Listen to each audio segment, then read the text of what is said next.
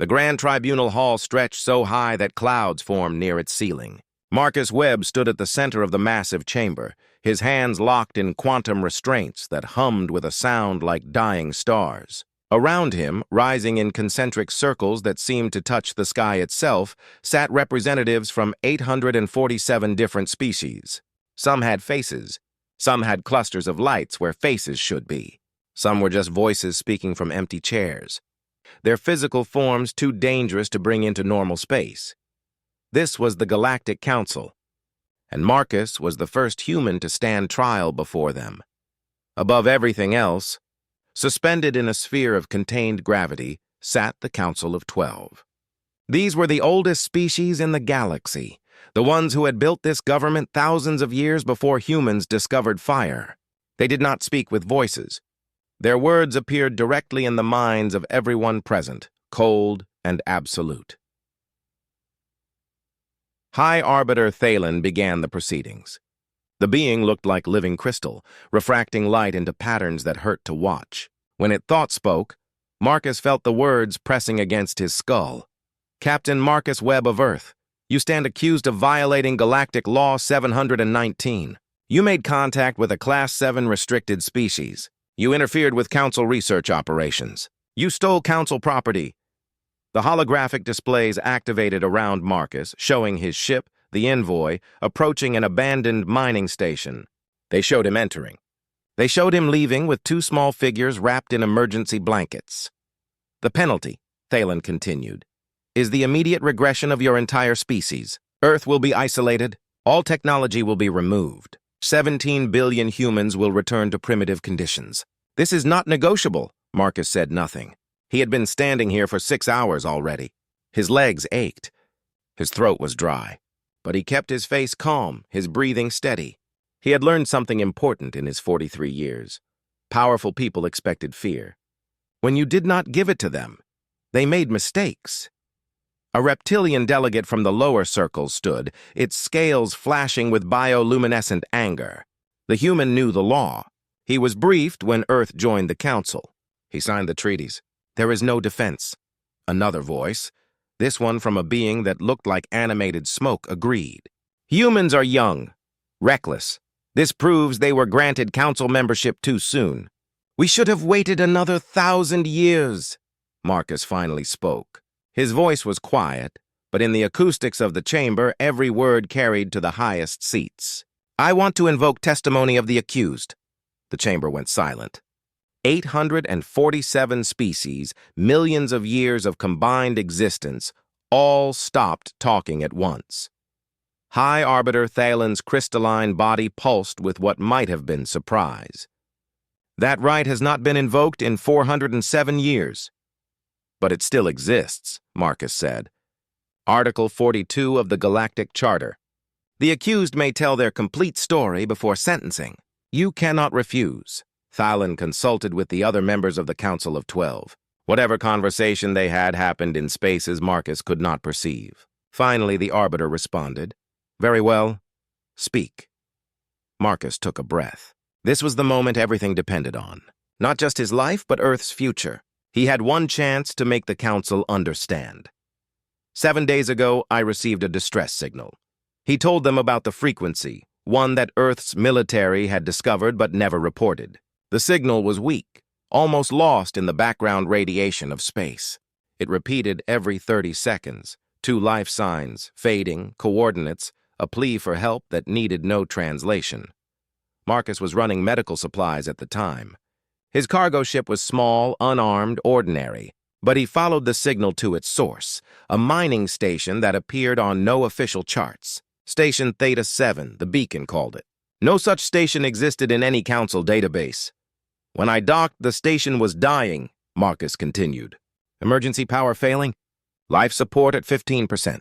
I found research laboratories, medical equipment, cells designed to hold living beings.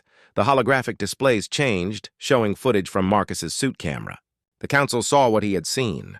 Corridors filled with overturned equipment. Research notes scattered across floors. Documents marked with classification levels so high they appeared in colors Marcus's eyes could not naturally perceive. Sub-level 3, Marcus said. behind a door marked containment. "I found them!" The footage showed two small figures huddled in the corner of a bare cell. Gray skin, large eyes adapted for darkness, thin limbs marked with serial numbers that had been burned into their flesh. They were children. Anyone looking at them, regardless of species, would know they were children. They were starving, dehydrated, terrified. Marcus's voice remained steady, but something in it made the entire chamber lean forward. The station log said they were test subjects. Experiment 4419 and Experiment 4420. They had been locked in that cell for 43 days. A delegate from the middle circles interrupted. "Those are Vorin. They are dangerous. The council has protocols. They are children," Marcus cut in. He had never interrupted a council session before. No human had, but he did it now, and his voice rang through the chamber like a hammer on steel. "I did not know what species they were. I only knew they were dying, and I could save them." He described carrying them to his ship. They weighed almost nothing. He described their fear, the way they flinched when he touched them, how they clung to each other with desperate strength. He described the first time they looked at him without terror, 3 days into the journey, when he shared his food with them and asked for nothing in return. On the 6th day, I found the tracking devices implanted in their spines, military grade, still active, broadcasting their location every hour. I knew someone would come for them, so I prepared to remove the implants. The footage showed Marcus in his ship's small medical bay, the 2 Vorin girls unconscious on examination tables, the surgical tools ready. But before I could begin, they woke up. They held hands. Their eyes glowed silver, and every system on my ship activated at once. The chamber watched as the footage showed something impossible. The girls, still holding hands, somehow interfaced with the ship's computer, not through any physical connection, but through thought alone. Messages appeared on every screen, in languages Marcus did not know but somehow understood. "They showed me their memories," Marcus said quietly.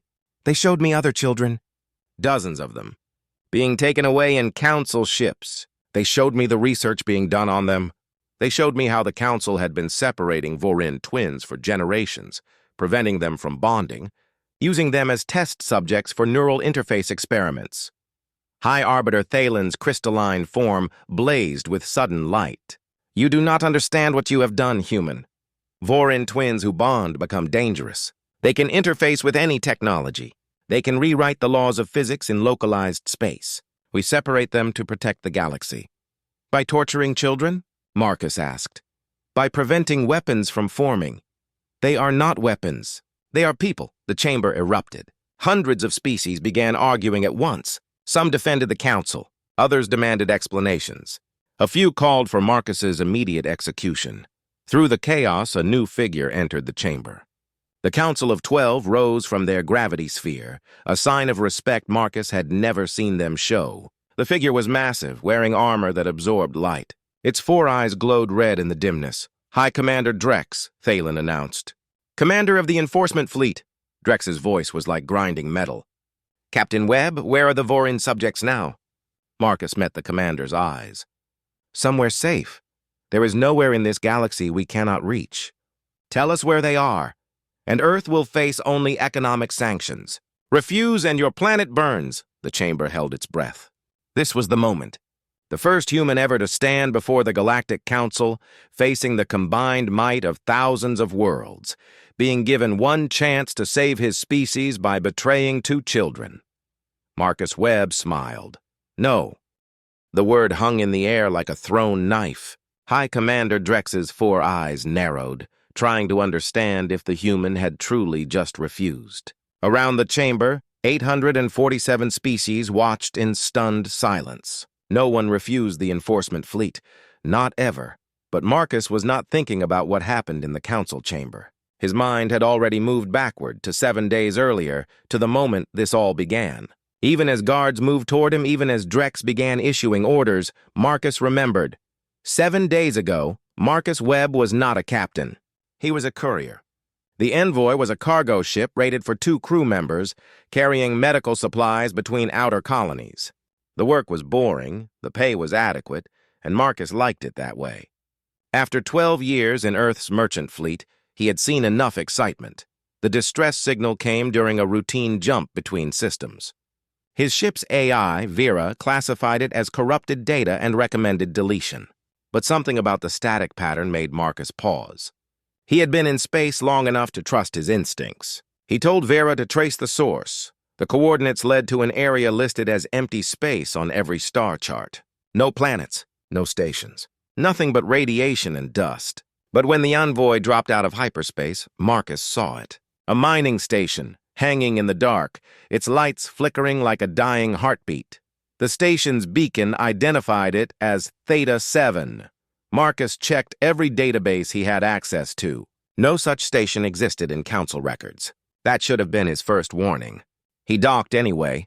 The airlock opened into silence. Station corridors stretched ahead, lit by emergency lighting that painted everything in shades of red. Marcus wore a standard environment suit and carried a basic scanner. He was not a soldier. He was not prepared for what he would find. The first laboratory he entered was in chaos. Equipment overturned, computer screens shattered, research notes scattered across the floor like fallen leaves. Marcus picked up one of the papers. The text was in Galactic Standard, the common language all Council species used. The header read, Neural Architecture Modification, Test Series 4400 through 4500. He found more labs, more notes, all describing experiments on living subjects. The notes talked about neural pathways and consciousness integration and forced evolutionary adaptation. They talked about subject compliance and acceptable loss rates and optimization of results. They never once used the word person. Sublevel 3 took 15 minutes to reach. The elevator barely worked, grinding downward with sounds that suggested it might fail at any moment. When the doors opened, Marcus found himself in a long corridor lined with sealed doors. Each door had a window. Each window showed an empty cell, almost empty. The last cell held 2 occupants. They were small, no larger than human children of perhaps 8 or 9 years old. Their skin was gray and smooth. Their eyes were large and dark, adapted for seeing in dim light. They wore thin gray clothing marked with numbers. On their arms and necks, Marcus saw scars. On their foreheads, burned into the skin, were serial codes, 4419 and 4420. When they saw him, they did not move. They simply watched with expressions Marcus recognized across every species boundary. Fear, hope, the desperate calculation of whether this new thing would hurt them or help them. Marcus opened the cell door. The mechanism resisted, requiring an override code, but the station's dying systems made it easy to bypass. The door slid open. The 2 children pressed themselves against the far wall. I am not going to hurt you, Marcus said slowly, knowing they probably could not understand his words but hoping his tone would carry meaning. I want to help. He took off his helmet, showing his face. Humans learned long ago that most species responded better to visible faces. The children watched him. One of them, slightly smaller than the other, took a cautious step forward. Then another. The larger one followed, staying close. Marcus offered his hand. After a moment, the smaller child touched it. Her fingers were cold. She was shaking. He wrapped his emergency blanket around both of them and carried them to his ship. They weighed almost nothing. Vera scanned them immediately and identified their species. Forin, Class 7 restricted. Contact forbidden by Galactic Law 719. The AI began composing an automatic report to Council authorities. Marcus shut the system down and deleted the report. Then he deleted the logs, showing he had deleted it. Then he disconnected Vera from all external communications. For the first time in his careful, boring life, Marcus Webb had just committed a serious crime. Over the next 6 days, he tried to understand what he had gotten himself into. The children could not speak, at least not in ways he could hear. Their vocal cords had been surgically altered, he discovered during medical scans. But they could draw. They drew pictures of other children like themselves being taken away. They drew pictures of laboratories and people in white coats. They drew pictures of pain. Marcus named them Luna and Nova because they reminded him of twin moons, always together, reflecting each other's light. The names were not accurate to their species, but they seemed to like them. After 3 days, they started responding when he used the names. After 5 days, they started drawing pictures of Marcus. including him in their simple art alongside themselves. On the 6th day, while conducting a routine medical scan, Marcus found the devices. They were embedded deep in the girls' spines, wrapped around nerve clusters in ways that would make removal dangerous. The devices were broadcasting on a military frequency, sending location data every hour. Marcus understood immediately. Whoever had been conducting experiments on Luna and Nova was tracking them. Had been tracking them since he took them from the station. His ship had been tagged like an animal since the moment he docked. He ran the calculations. Based on the broadcast strength and frequency, he estimated 20 hours before someone arrived to reclaim Council property. 20 hours to remove the devices and run. 20 hours to decide if he was willing to gamble Earth's entire future on 2 children he had known for less than a week. On the 7th morning, Marcus prepared the medical bay. He would remove the implants first, then jump to deep space, hide in the void between systems where even Council sensors could not find them. It was a desperate plan, but it might work. Luna and Nova woke early. They watched him prepare the surgical equipment with their large, dark eyes. Then, without warning, they held hands. Their eyes began to glow. Not metaphorically, literally. Silver light emanated from their pupils, growing brighter with each second. Every screen on the Envoy activated simultaneously. Vera came online despite being physically disconnected from all power sources. And a message appeared on every display, written in text that Marcus did not recognize but somehow understood perfectly. "They are coming. They will take us back. They will make us forget each other again." The message repeated, growing more desperate with each cycle. Marcus tried to speak to them, tried to calm them, but the girls did not respond. They were lost in whatever connection they had created, drowning in their own fear. Then they collapsed. Marcus caught them before they hit the floor, checking their vital signs. Still alive. Still breathing. Just unconscious. He carried them to the medical bay and was preparing to begin the surgery when space around the Envoy erupted with incoming ships. 12 vessels dropped out of hyperspace in perfect formation. Council enforcement craft, each one capable of reducing his cargo ship to dust. They surrounded him at distances calculated to provide overlapping fields of fire with no possible escape vector. The lead ship transmitted on an open frequency. The voice was flat, mechanical, filtered through translation systems. "Unidentified vessel, you are carrying restricted biological specimens. Surrender them immediately. This is your only warning." Marcus looked at Luna and Nova, unconscious on the medical tables. He looked at the scars on their bodies. He looked at the fear still visible on their sleeping faces. He thought about the drawings they had made, the other children being taken away, the research notes talking about acceptable loss rates. He opened a transmission back to the enforcement ships. No. The enforcement commander was a Drask, a reptilian species known for following orders with absolute precision. The commander's name was Krell, though Marcus only learned this later. At the moment, Krell was trying to understand why a human in an unarmed cargo ship was refusing 12 military vessels. "Human," Krell's voice came through the speakers. "Patient in the way predators are patient. You do not understand what you are protecting. The Vorin are dangerous. Their neural structure allows them to interface with any technology. When 2 Vorin twins bond, they become something else entirely. They gain the ability to manipulate the quantum substrate of reality itself." Marcus kept one hand on the medical table where Luna and Nova lay. "They are children. They are weapons. Biological weapons created by their own species in a war that ended 3,000 years ago. The Council has spent centuries ensuring that Vorin twins never complete their bonding process. We keep them separate. We keep them controlled. We keep the galaxy safe. By torturing them." A pause. "By preventing a catastrophe. The last time bonded Vorin twins reached full power, they collapsed a star system. 6 billion beings died? That was 800 years ago. It must never happen again." Marcus looked at the sleeping girls. They looked so small, so fragile. These 2 collapsed a star system? No, but they could. The potential exists in every bonded pair. It is why they must be controlled. And the experiments? The scars? The cells? Another pause, longer this time. "The Council Research Division studies all potential threats. The work is classified but necessary." That is what people always say when they do terrible things. The enforcement ships moved closer, tightening the formation. Marcus watched his scanner as the distance decreased. 5 kilometers? 4, 3. Soon they would be close enough to use tractor beams to simply pull his ship into their docking bays. You have 30 seconds to comply, Krell said.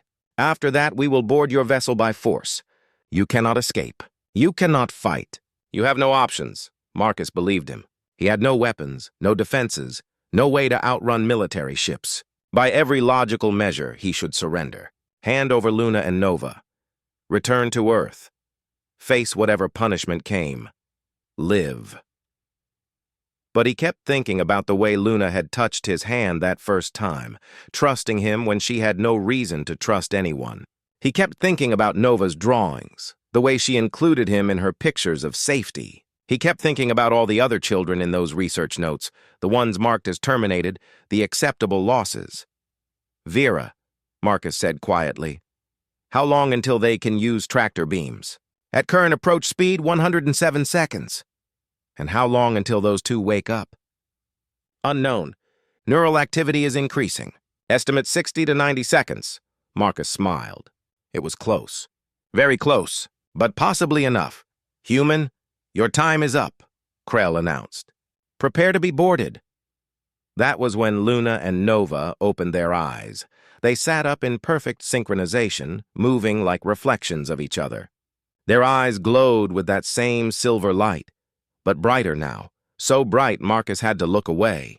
They turned their heads toward him and spoke, not with voices because they could not speak, but Marcus heard them anyway, words appearing directly in his mind the way council communications did. They want to take us back. We do not want to go back. Can you help us? Marcus looked at them. Really looked at them. 2 children who had been experimented on, separated, controlled, hurt.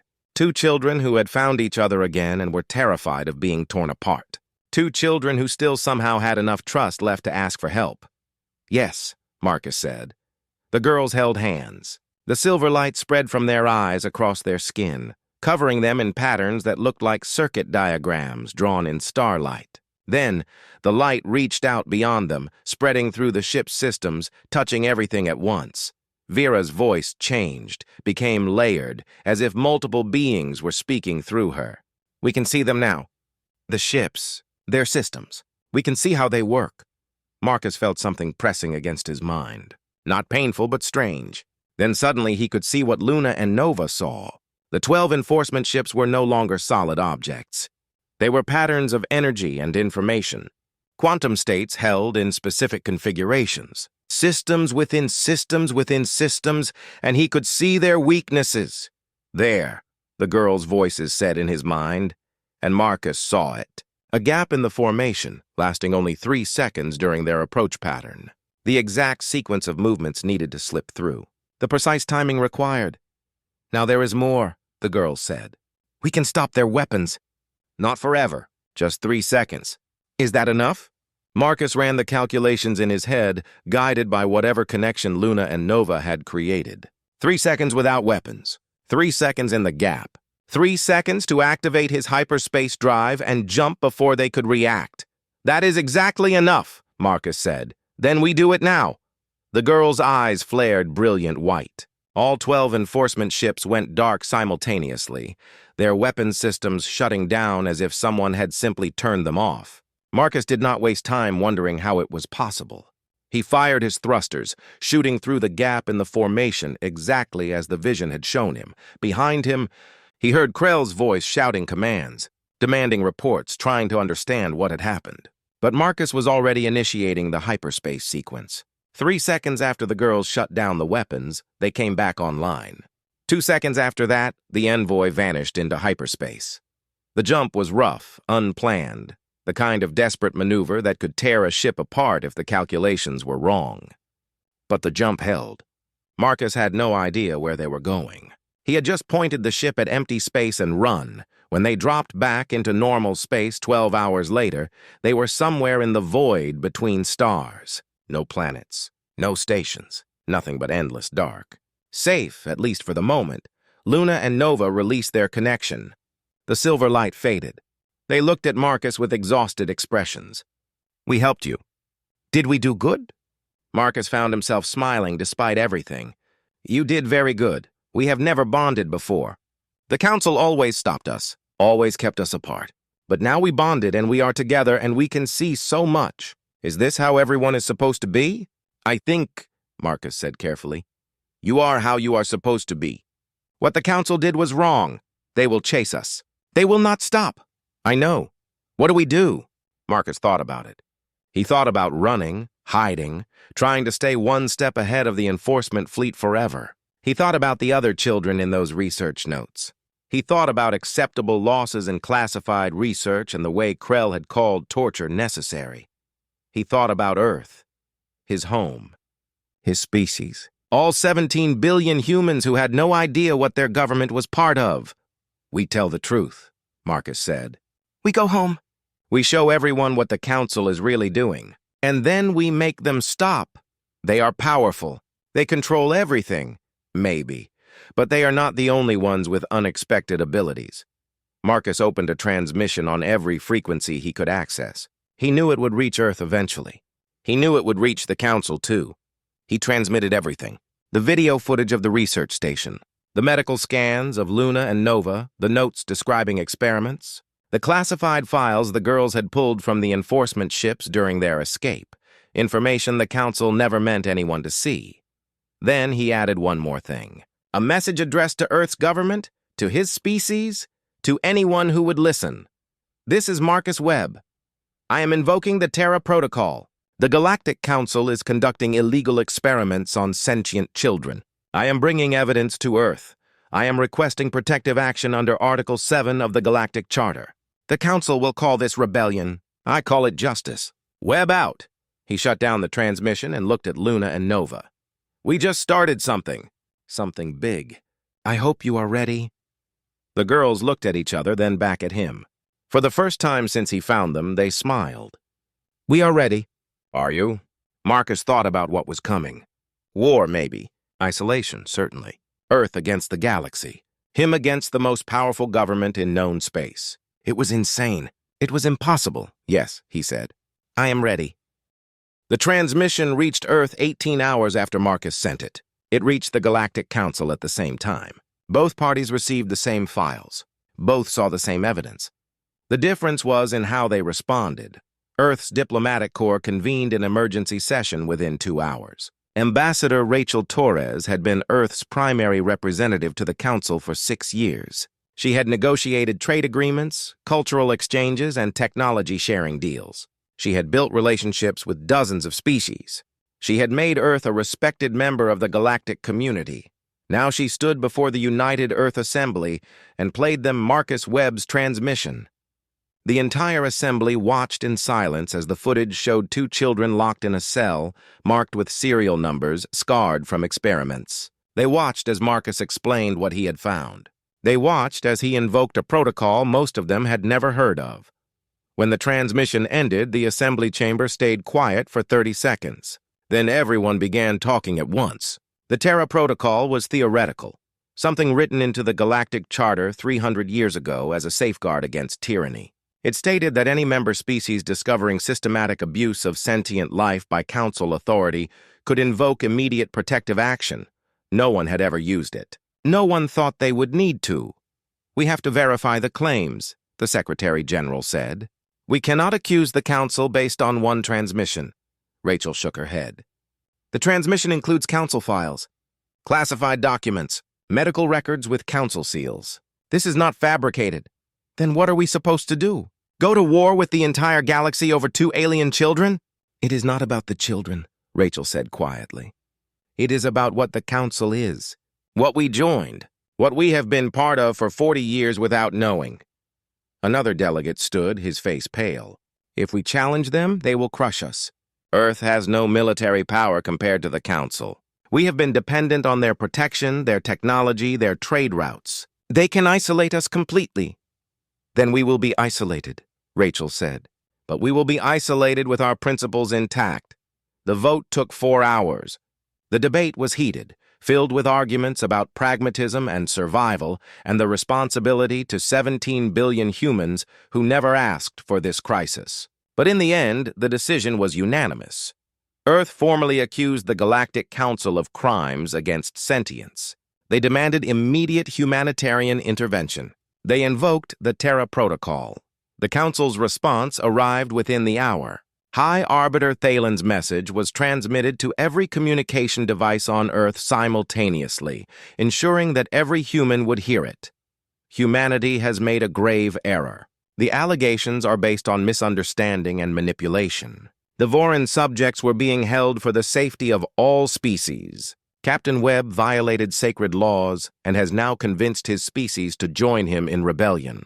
You have 48 hours to retract these accusations and surrender the Voran to Council custody. If you refuse, Earth will face total economic and military sanctions. Your ships will be barred from all Council space. Your communications will be severed. Your membership will be revoked. You will be alone. Consider carefully. For most species, that threat would be enough. Isolation meant death. No trade, no technology sharing, no protection from hostile forces. A species alone in the galaxy was a species doomed. But Thalen did not know something important about humans. Something Earth's government had hidden for 20 years. Something that Admiral James Court now revealed to the entire Assembly. They think we are helpless, Court said. They think we are dependent. They think we have no choice but to surrender. He activated a holographic display. It showed something that should not exist. 300 warships built in hidden orbital facilities over 2 decades. Ships constructed using Council technology as a foundation, then modified and improved by human engineers who had spent their lives studying every schematic, every design principle, every weakness in galactic military doctrine. We knew this day might come, Court explained. Not like this. Not for this reason. But we knew that joining the Council meant trusting our survival to beings we barely understood. So we built insurance. The Assembly stared at the ships. 300 vessels that Earth had constructed in secret, violating a dozen treaties, preparing for a war they hoped would never come. We cannot win against the full enforcement fleet, Court said. They have 10,000 ships, but we can make them pay for every light year they advance. We can make them remember that humanity does not surrender. Rachel looked at the display, at the ships, at the terrible choice they were making. What are you recommending? That we tell the Council no. That we protect Marcus Webb and those children. That we show the galaxy what Earth really is. The Secretary General stood. If we do this, there is no going back. The Council will come for us. Other species will follow their lead. We will be at war with the entire galaxy. Not the entire galaxy, a new voice said. Everyone turned. On the main communication screen, an alien face appeared. It was Talira, a representative of the Nexian Collective, a moth-like species that had joined the Council 200 years ago. She spoke in careful galactic standard. I saw your transmission. I saw the evidence. The Nexian Collective votes to abstain from any military action against Earth. We will not fight you. We will not support the Council in this. Rachel's eyes widened. Ambassador Talira, that is a direct violation of Council law. Yes. Just as experimenting on children is a violation of everything the Council claims to represent. My people remember when we were young, when we were weak, when we depended on the Council to protect us. We trusted them. If they lied about this, what else have they hidden? The transmission ended, but it had already changed everything. If the Nexian Collective was willing to break with the Council, others might follow. Cracks were forming in the facade. Admiral Court turned to the Assembly. We need a decision, now! The Secretary General looked around the chamber, at the faces of representatives from every nation on Earth, all of them understanding that the next words would determine their species' future. Prepare the fleet, he said. Earth stands with Marcus Webb. If the Council wants a war, they will have one. The transmission went out across all channels. Earth's formal response to the Council's ultimatum. They would not surrender the children. They would not retract the accusations.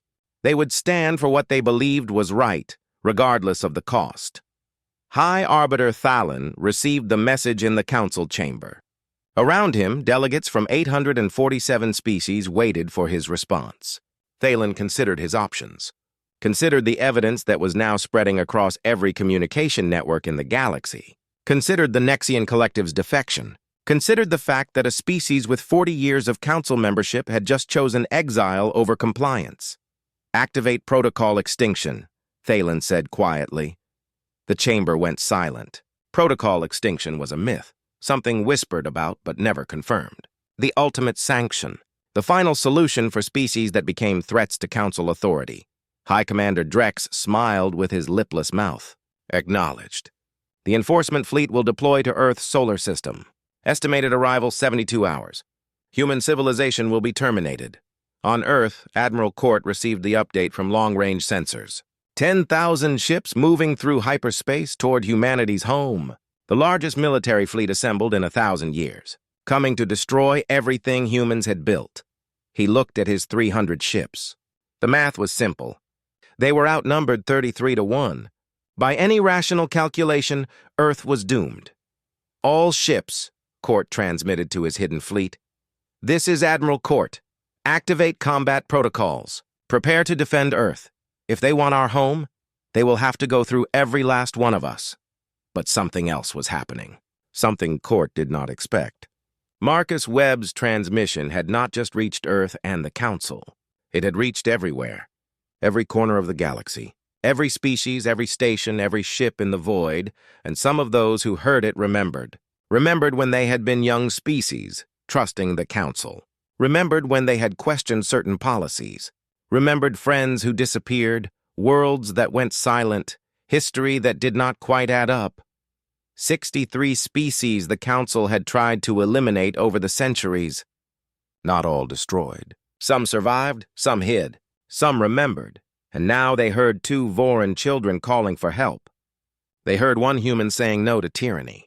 They heard Earth standing alone against impossible odds. Deep in hidden places, old ships powered up. On forgotten worlds, ancient warriors prepared for battle. In the dark between stars, survivors of Council purges made a choice. If Earth could stand against the Council, maybe they could too. The response to Marcus Webb's transmission came from places the Council did not know existed. First was a fleet of 40 ships that appeared at the edge of Earth's solar system, their design unlike anything in current Council databases.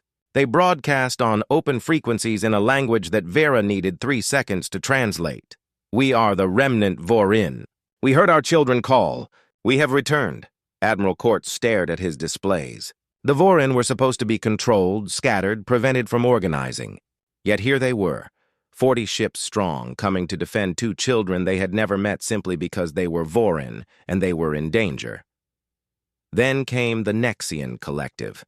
Not just Ambassador Talira's words, but her entire species defense force. 200 ships dropped out of hyperspace and took position alongside Earth's fleet. Then came species Court had never heard of. The Graal, who the Council claimed had destroyed themselves in civil war 300 years ago. The Kindari, listed as extinct for 5 centuries. The Torsion, the Mevaris, the Zul, names from history, from classified files, from stories told by old traders about worlds that went dark without explanation. 63 species total. Not all had survived intact. Some arrived with only a handful of ships, the last remnants of their people. But they came. Every one of them had a story about the Council, about questions asked, about investigations launched, about suddenly finding themselves classified as threats. Their worlds targeted for extinction events that looked like natural disasters or internal rebellions. By the time the enforcement fleet arrived, Earth was not alone. 4,317 ships faced High Commander Drex's 10,000. Still outnumbered, still likely to lose, but no longer hopeless. Drex surveyed the opposition from his flagship, the Absolute Authority. "Unknown vessels, you are interfering with Council enforcement actions. Disperse immediately or be destroyed." The response came from 40 different species simultaneously, their transmissions overlapping into a chorus of defiance. No.